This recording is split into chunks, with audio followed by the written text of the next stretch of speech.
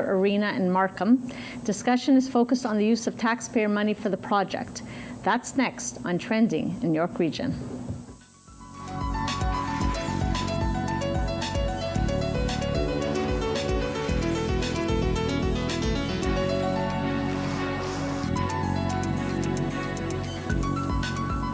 Millions of dollars for an arena in Markham.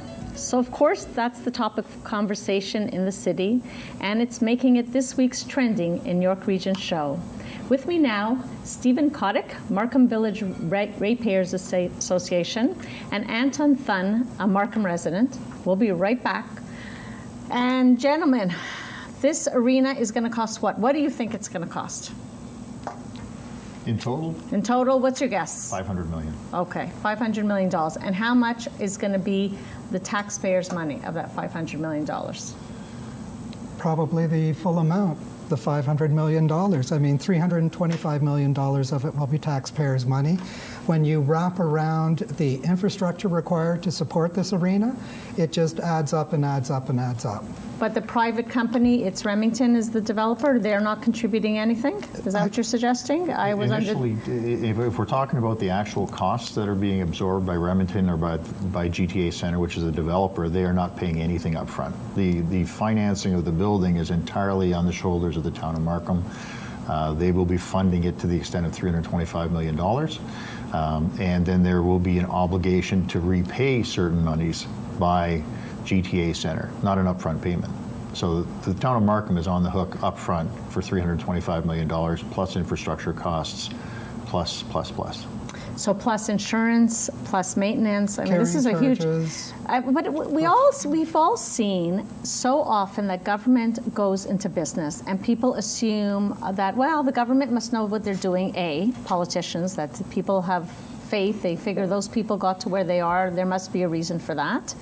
And also, government figures, hey, why should the private sector make money on some business? We'll go into business, and I can't think of any examples, can you, of where government went in to run a business and actually did a better job as the private sector, or even as good a job as the private sector? I believe no examples exist today of government running a business better than the private sector. And but first, for the record, I want to say, I am vehemently for Markham having an arena. I am vehemently against Markham paying $325 million for an arena, the town of Markham, and I'm vehemently against the taxpayers of Markham being on the hook. The only person who is on the hook for this money is the taxpayers of Markham.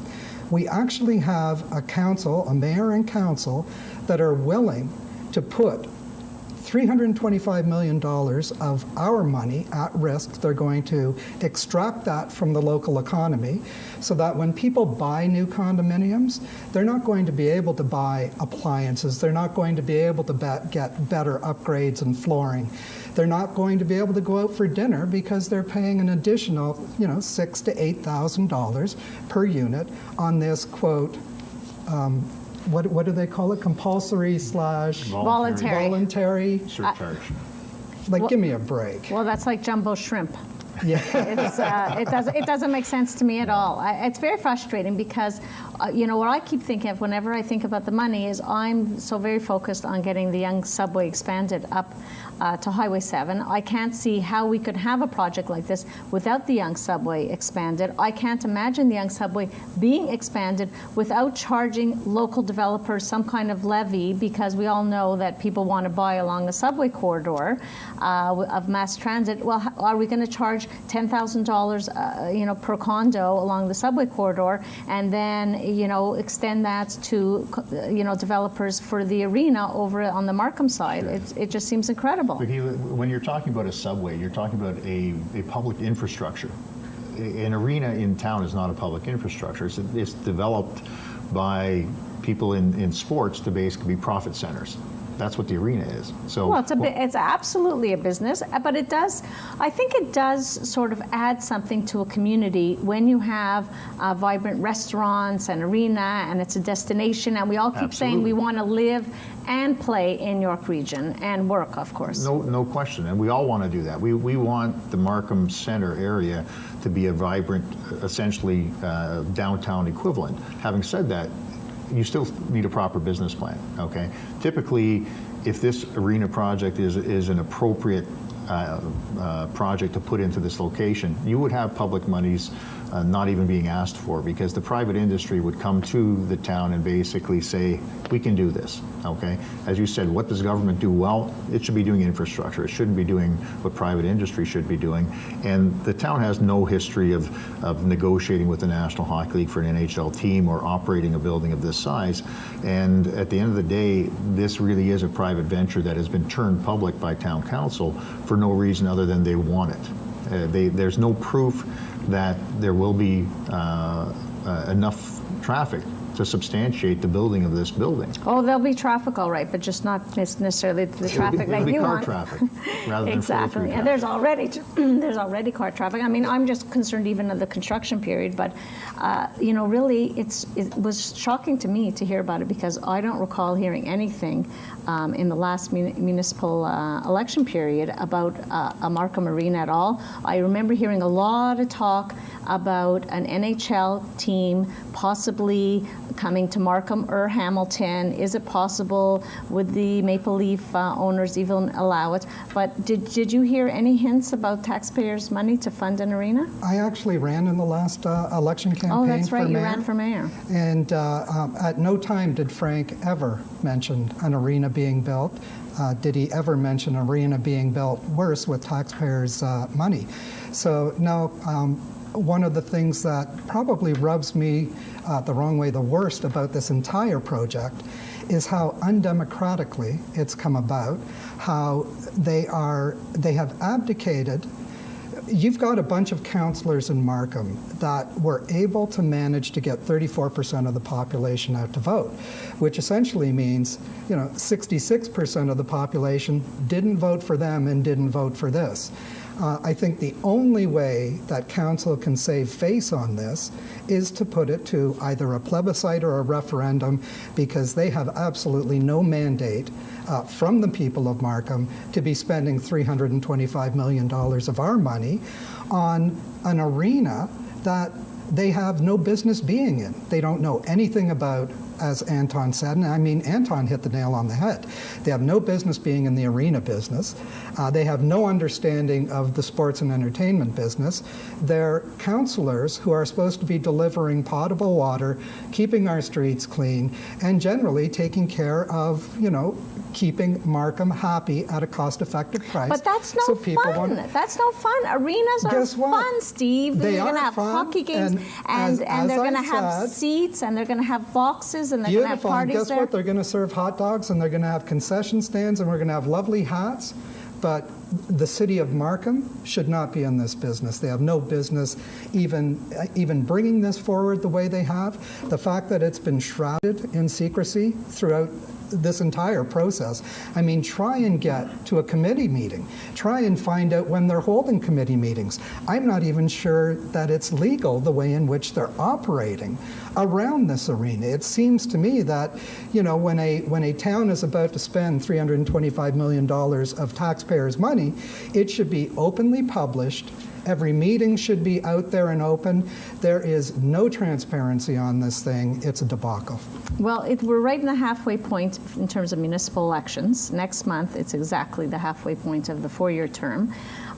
It takes, you know, a year for people to get educated sometimes on a topic like this. Should this be delayed? Can it be taken to the OMB and an injunction to delay it to the next election? Because the reality is a referendum is you might as well be holding another election. It's very expensive. Do we want taxpayers' money going to referendums and things like that? I think there's a number of ways that the town can present this, and one of the ways was suggested in the last meeting on July 30th, which was basically just put the information up on the website, okay? If you want feedback from the population of the town of Markham, give them some information. The City of Edmonton is developing their own arena project right now, and every piece of information that I'm aware of that the City of Edmonton has is now on their website, so the public can receive that information, can review it, and comment on it. They've actually gone to the extent of doing their own public policy review with the community by doing a poll of 800 residents of the town of the City of Edmonton. None of that's happened in Markham. In fact, the mayor and town council have gone out of their way to prohibit information from being accessed by the public. The mayor, prior to the last election, and this is prior to the last election, which this wasn't even an election issue, entered into a confidentiality agreement with the developer in October of 2010, which specifically prohibits the town from commenting and negotiating with anybody else. Now, I don't believe that that agreement is a legal agreement. I think it's a violation of the Municipal Act. Which well, I think developers sometimes do that because they're worried about their competitors finding out their personal business. So that's why they don't want their competitors to know, that's their excuse. That's what the excuse that I've heard in Vaughan. It is an excuse because there's a lot of information that the town is obligated under the Municipal Act to provide to the public, okay?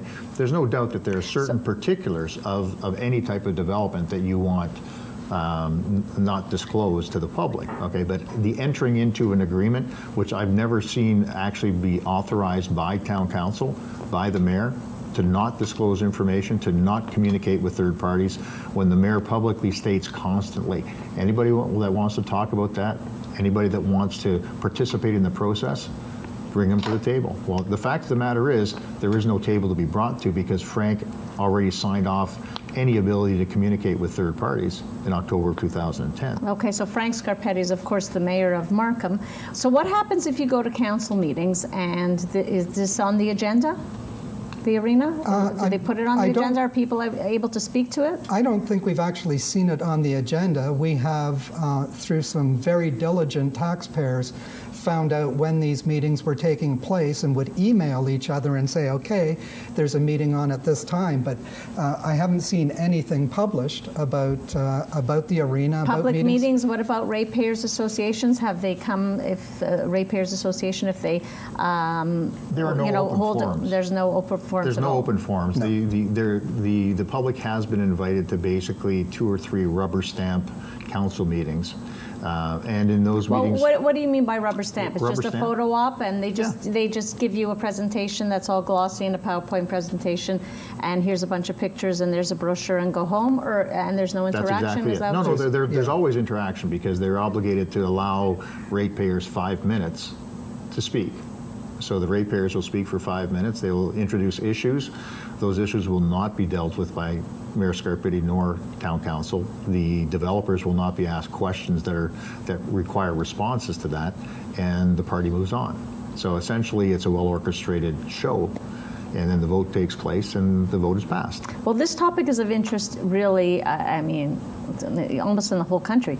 People are covering this story. It's not a local Markham issue. It's a GTA concern because actually people are wondering, will Markham get an NHL team? People are assuming that there must be more to the story, that there must be some kind of secret backroom deal, that there's a team promised, a gentleman's agreement of some kind, that there must be a team coming. Otherwise, why would Markham be investing this kind of money in arena when we see the Air Canada Centre with the Raptors and the Maple Leafs, that they're they don't have such an easy time. They're doing well, but how does Markham hope to possibly go into business and be a success without a major sports team, at least one major sports team? I don't see how they can really consider it. We're going to come back after this short break and talk some more about the whole democratic process of this. So we'll be right back, and thanks for watching.